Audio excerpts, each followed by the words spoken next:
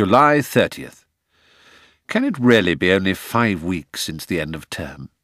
The oration, of course, was a triumph of wit, knowledge, flair, and, as you might say, address. As such, it was understood by no one in the hall, not even by those who could decipher the Latin. The assembled parents, staff, and boys knew just enough to imagine that it was clever, and treated me afterwards to the embarrassed, sympathetic, and bravely smiling looks which the British habitually save up for those afflicted with terminal cancer or with brains. Brains being by far the more unfortunate condition in their eyes. Most people, after all, can imagine having terminal cancer. They can't begin to imagine having brains. Ned introduced me to his father, who came as near to bowing as one can these days. "Your own parents not here today, Mr. Barson Garland?" "My mother teaches, sir," I said, liking the "sir," and liking the fact that Sir Charles liked it.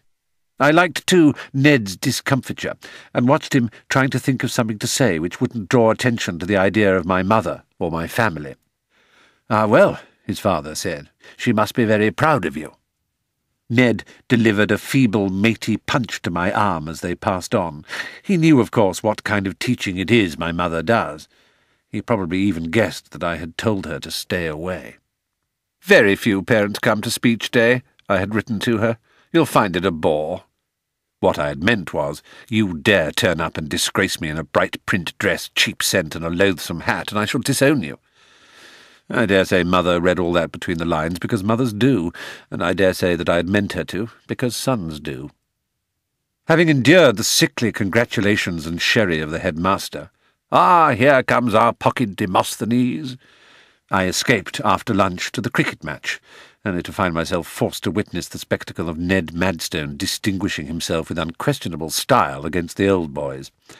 Every time someone talked to me, they kept half an eye on him at the wicket, and I could smell their minds weighing his tallness, blondness, and smiliness against my squat, dark seriousness.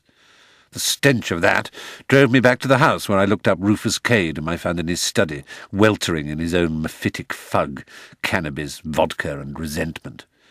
Now, here's an interesting thing.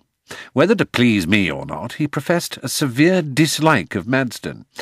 No, it cannot have been to please me. I had already sensed the fact and asked him outright. It had been instinct, and I was right. He loathes Ned. He's ashamed of loathing Ned, which makes him loathe Ned all the more, a treadmill of disgust and resentment I am all too familiar with.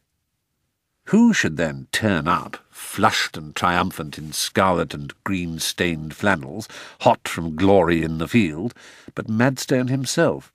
He invited me to dine with his father at the George. The transparent guilt in his eyes was almost hilarious. "You may think of yourself as an outsider," his eyes said, "but I think of you as one of us." Balls!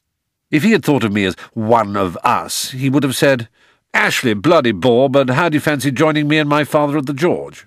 Instead of which he got all flustered and asked Rufus to come too, while managing to make it painfully obvious that he only asked out of politeness.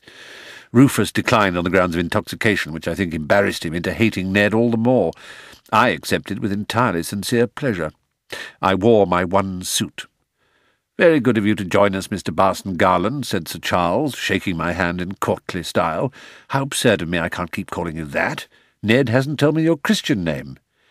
"Ashley, sir," I said, as Ned buried himself in confusion and the menu. I talked a lot over dinner. Not so much or so greedily as to appear to monopolize the conversation, or to boast, but enough to impress. "You seem to know a great deal about politics," said Sir Charles over the cheese. I shrugged with open hands, as if to suggest that, while I may have picked up the odd pebble of interest on the shore, like Newton, I was all too aware of the great ocean of knowledge that lay undiscovered before me. "I don't suppose this would interest you?"